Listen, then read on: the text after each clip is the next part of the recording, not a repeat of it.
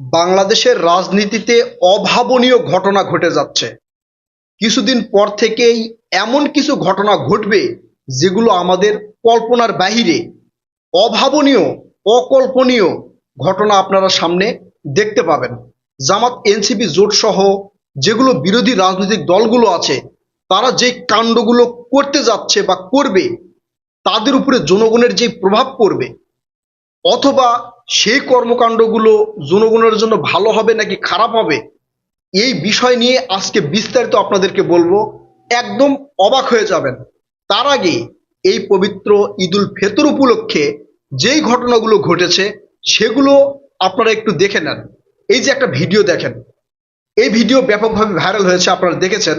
কিন্তু এই ভিডিও শুধু তারেক রহমানের কাছে যাওয়ার ভিডিও নয়, এই ভিডিও তারেক রহমান পুরো বাংলাদেশের কাছে যাওয়ার ভিডিও। এই দৃশ্যটা হচ্ছে তারেক রহমান বাংলাদেশের সাধারণ জনগণের একদম দ্বার প্রান্তে পুষে গেছে, মানুষের হৃদয়ের মধ্যে যে ঢুকে গেছে সেই ভিডিও। তারেক রহমান স্যার যখন লন্ডন থেকে বাংলাদেশে আসলেন, আসার পরে তিনি বক্তৃতায় বলেছিলেন, I have a plan, we have a plan. এই আই হ্যাভ এ প্ল্যান এবং উই হ্যাভ এ প্ল্যান নিয়ে সোশ্যাল মিডিয়ায় ব্যাপক বিতর্ক সৃষ্টি করার চেষ্টা করেছিল জামাত এনসিপি জোটের বট বাহিনী এবং বেশ কিছু অ্যাক্টিভিস্ট, তার মধ্যে হাঙ্কেরে গুপি স্যারও ছিল, গুপি স্যার। যাই হোক, তখন প্রশ্ন তোলা হয়েছে I have a plan, Tarique রহমানের এই প্ল্যানের মধ্যে কি কি ছিল। আমি এই কি কি ছিল এই প্রশ্নের উত্তরগুলো দিব। আপনাদের কাছে অনুরোধ থাকবে এই ভিডিওতে লাইক কমেন্ট করবেন। যারা ফেসবুকে দেখতেছেন তারা এই ভিডিওটা ব্যাপকভাবে তাদের কাছে ছড়িয়ে দিবেন যারা এই প্রশ্নগুলো তুলেছিল যে আই হ্যাভ এ প্ল্যান মানে কি, উই হ্যাভ এ প্ল্যান মানে কি, এর মধ্যে গুপ্ত কোনো চিন্তা ভাবনা আছে কিনা, তারা আজকে ক্লিয়ার হয়ে যাবে। তাদের জন্য ভিডিওটা ব্যাপকভাবে শেয়ার করে ছড়িয়ে দিবেন, নিজের টাইমলাইন, ফেসবুক পেজ এবং বিভিন্ন গ্রুপে ছড়িয়ে দিবেন। এই যে ভিডিওটা আপনারা দেখলেন যে একজন পুলিশ সার্জেন্ট তারেক রহমান স্যারের কাছে এসে কোলাকুলি করতেছে ঈদের নামাজের পর, এইটা শুধু ওই পুলিশ সার্জেন্টের ভিডিও নয়, বা ওই পুলিশ সার্জেন্ট যে শুধু তারেক রহমানের কাছে গেছে না, পুলিশ ডিপার্টমেন্টের অধস্তন কর্মচারী যারা ছিল, এটা সবার জন্য সহানুভূতি, সবার জন্য আনন্দের।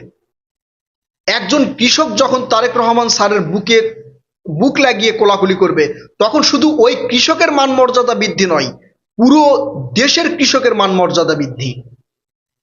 একটা পুলিশের কনস্টেবল যদি একটা পুরস্কার পায়, সরকারিভাবে পুরস্কার পায়, এটা শুধু ওই পুলিশ কনস্টেবলের পুরস্কার নয়, পুরো পুলিশ ডিপার্টমেন্টের কনস্টেবলদের জন্য সম্মান। তাই এই সার্জেন্ট যে ওই তারেক রহমান স্যারের সাথে বুকে বুক লাগিয়ে যে কোলাকুলি করেছে, এটা পুলিশ ডিপার্টমেন্টের সকল সার্জেন্ট থেকে শুরু করে অধস্তন কর্মচারীদের সম্মান। আর এই সম্মানটা দেওয়াই ছিল তারেক রহমানের আই হ্যাভ এ প্ল্যান। আবার দেখেন, সেখানে পিজিআর, নৌবাহিনীর সদস্যরা এসেও তারেক রহমান স্যারের সাথে কোলাকুলি করতেছে। তারা সবচেয়ে নিচের র্যাঙ্কের, অনেকের র্যাঙ্ক নাই, অর্থাৎ সিপাহী, কনস্টেবল এই পদের, তারা গিয়ে তারেক রহমান স্যারের সাথে কোলাকুলি করতেছে। অর্থাৎ ওই ডিপার্টমেন্টের র্যাঙ্কবিহীন যতজন আছে, এটা সবাই এই তারেক রহমান স্যারের সাথে কোলাকুলি করলেন। তারেক রহমান স্যার সব নিম্ন পর্যায়ের, নিম্ন থেকে উচ্চ পর্যায়ের মানবতার দৃষ্টিতে তার কাছে সবাই এক, এটাই প্রমাণ করলেন এই ভিডিওতে। এটাই ছিল তারেক রহমান স্যারের আই হ্যাভ এ প্ল্যান, এটাই ছিল তারেক রহমান স্যারের উই হ্যাভ এ প্ল্যান। তাই যারা নিন্দা করেছে, তাই যারা বুঝতে পারেনি আই হ্যাভ এ প্ল্যান মানে কি, তাদেরকে বুঝিয়ে দেওয়ার জন্য আজকের আমরা এই ভিডিও করতেছি। এবং জামাত এনসিপি জোট ভবিষ্যতে কি করবে, বিরোধী রাজনৈতিক দল হিসেবে তারা কি করবে, সাধারণ জনগণ তাদের সাথে কি ব্যবহার করবে, সেটাও বলতেছি। ভিডিওতে তাদের কাছে একটু পৌঁছায় দেন যে আই হ্যাভ এ প্ল্যান মানে কি। যারা বলেছিল যে ফ্যামিলি কার্ড দিতে পারবে না, Tarique Rahman sir family card দিয়ে তাদের মুখে একবারে তালা দিয়ে দিয়েছে। যারা বলেছিল কৃষক কার্ড দিবে না, এগুলো ভুয়া, তাদের মুখে তালা দিয়েছে। যারা বলেছিল বৃক্ষরোপণ করবে না, করতে পারবে না, তাদের মুখেও তালা দিয়েছে। এছাড়াও খাল খনন বলছিল, যারা খাল খনন করলে পুরো দেশ শুধু মানে নদী আর নদী হয়ে যাবে, তাদের মুখেও তালা দিয়েছে তারেক রহমান স্যার। এটাই ছিল তারেক রহমান স্যারের I have a plan, we have a plan. Tarique Rahman sir এখন যেভাবে চলতেছে, একবারে কৃষক থেকে সচিবালয়ের সচিব পর্যন্ত মানবতার দৃষ্টিতে তার কাছে সবাই এক। ডিপার্টমেন্টের একবারে নিম্ন পর্যায়ের ওই থেকে কনস্টেবল থেকে শুরু করে আইজিপি পর্যন্ত তারেক রহমান স্যারের কাছে মানবতার দৃষ্টিতে এক। এটাই ছিল তারেক রহমান স্যারের আই হ্যাভ এ প্ল্যান। প্রত্যেকটা ডিপার্টমেন্টের আশেপাশে যারা সিকিউরিটি গার্ড, সেই সিকিউরিটি গার্ড থেকে ঊর্ধ্বতম একবারে শীর্ষ কর্মকর্তা পর্যন্ত তারেক রহমান স্যারের কাছে এক, মানবতার দৃষ্টিতে এক। সেটা হচ্ছে তারেক রহমান স্যারের আই হ্যাভ এ প্ল্যান। এখন তারেক রহমান স্যার যে প্ল্যান নিয়েছিল, সেই প্ল্যান এইভাবে যে বাস্তবায়িত হবে এটা কল্পনাও করতে পারেনি এই বিরোধী দল এবং এই সোশ্যাল মিডিয়ার বট বাহিনী। তাই এই ভিডিওগুলো ছড়িয়ে পড়লেও তারা কিন্তু এখানে কোনো ধরনের কমেন্ট করতে পারতেছে না। ওরা ভাবতেই পারেনি যে বাংলাদেশের ইতিহাসে কোনো একটা দেশের প্রধানমন্ত্রী, মানে বাংলাদেশের প্রধানমন্ত্রী এইভাবে ওই পুলিশের কনস্টেবল থেকে শুরু করে আইজিপি, ওই সেনাবাহিনীর সবচেয়ে সিপাহী থেকে শুরু করে সেনাপ্রধান, ওই হচ্ছে নৌবাহিনীর সিপাহী থেকে শুরু করে নৌবাহিনীর প্রধান, সবাইকে সে বুকে জড়িয়ে ধরবে, এরকম মানবতার দৃষ্টান্ত তৈরি করবে, এটা ভাবতে পারেনি জামাত শিবিরের বট বাহিনী। এটা ভাবতে পারেনি সোশ্যাল মিডিয়ার এই অ্যাক্টিভিস্ট নিন্দুকেরা, ভাবতে পারে নাই। এটাই করেছে তারেক রহমান স্যার। এটাই হচ্ছে I have a plan, we have a plan.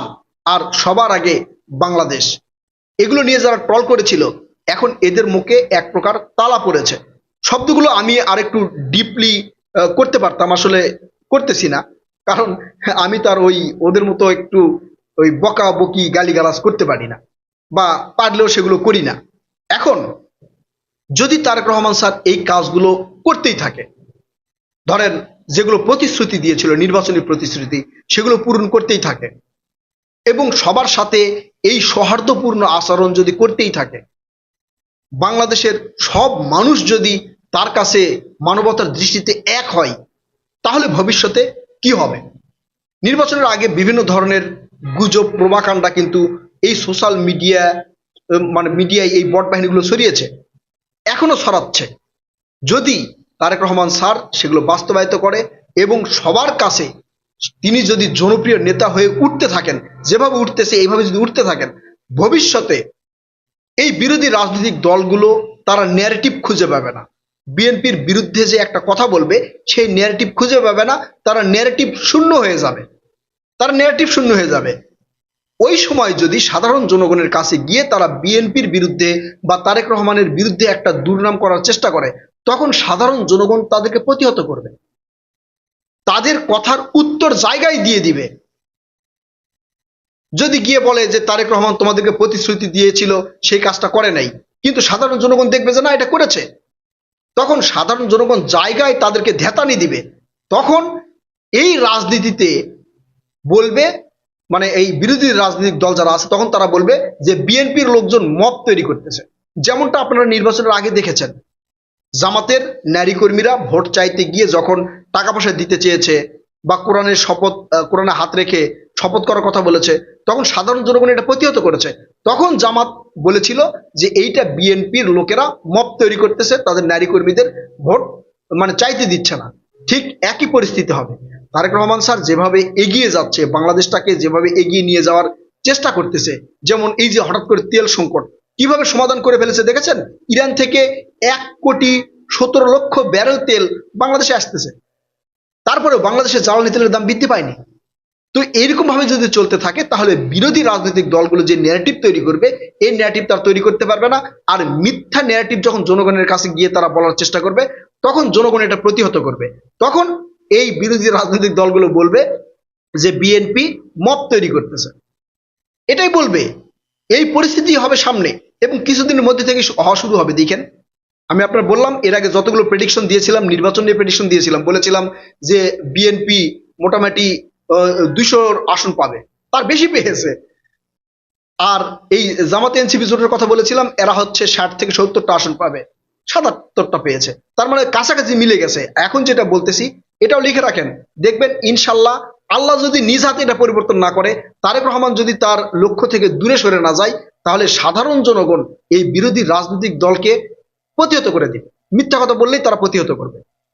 এখন সোশ্যাল মিডিয়ায় 2-4 জনকে শিখিয়ে দিয়ে বিএনপির বিরুদ্ধে যে ন্যারেটিভ তৈরি করার চেষ্টা করতেছে, এগুলো সাধারণ জনগণ দেখবেন যে রুখে দিয়েছে। তবে হ্যাঁ, যদি বিএনপি তার লক্ষ্য থেকে সরে দাঁড়ায়, বিএনপি এখন যেই কাজটা নতুন নতুন দেখাচ্ছে, যে প্রক্রিয়া এগিয়ে যাচ্ছে, এখান থেকে যদি বিএনপির কিছু চামচা টামচা যারা আছে, যেমন শেখ হাসিনার আশেপাশে যারা ছিল তারা সবাই দুর্নীতিবাদ ছিল, শেখ হাসিনাও দুর্নীতিবাদ ছিল, আমি বলতেছি না যে শেখ হাসিনা ভালো ছিল, শেখ হাসিনাও দুর্নীতিবাদ ছিল। তারেক রহমান যেভাবে পরিচালনা করতেছে, তার আশেপাশের চামচারা যদি তাকে ভিতরে না রাখে, অন্ধকারে না রাখে, তিনি যদি এইভাবে দৃষ্টিপাত করে দেশকে এগিয়ে নিয়ে যেতে পারে, তাহলে ইনশাল্লাহ এতটুকু নিশ্চিত লিখে রাখেন যে বিএনপির বিরুদ্ধে যে কথা বলবে সাধারণ জনগণ সেটা প্রতিহত করবে। কিন্তু এই আশপাশের চামচারা যদি তারেক রহমান স্যারকে ব্যবহার করে তাদের স্বার্থ হাসিলের জন্য এই বিএনপিকে ডুবিয়ে দেয়, তাহলে বিএনপির জন্য ভয়ানক পরিণতি সামনে অপেক্ষা করবে। এখন পর্যন্ত বিএনপি যেভাবে এগিয়ে যাচ্ছে, এভাবে যদি এগিয়ে যেতেই থাকে, তাহলে বিএনপির বিরুদ্ধে যারা মিথ্যা বলবে সাধারণ জনগণ সেটাকে প্রতিহত করে দিবে। বিএনপিকে লাগবে না, বিএনপিকে প্রয়োজন হবে না, বিএনপির নেতাকর্মীর প্রয়োজন হবে না, বিরোধী দলের মিথ্যা ন্যারেটিভকে রুখে দিতে বিএনপির নেতাকর্মীর প্রয়োজন হবে না, সাধারণ জনগণ সেটা রুখে দিবে। প্রিয় কলিজার ভাই বোনেরা, ভিডিওতে লাইক কমেন্ট করে শেয়ার করার অনুরোধ করছি। কথা হবে নতুন কোনো ভিডিওতে ইনশাল্লাহ। ততক্ষণ পর্যন্ত ভালো থাকবেন। আল্লাহ হাফেজ।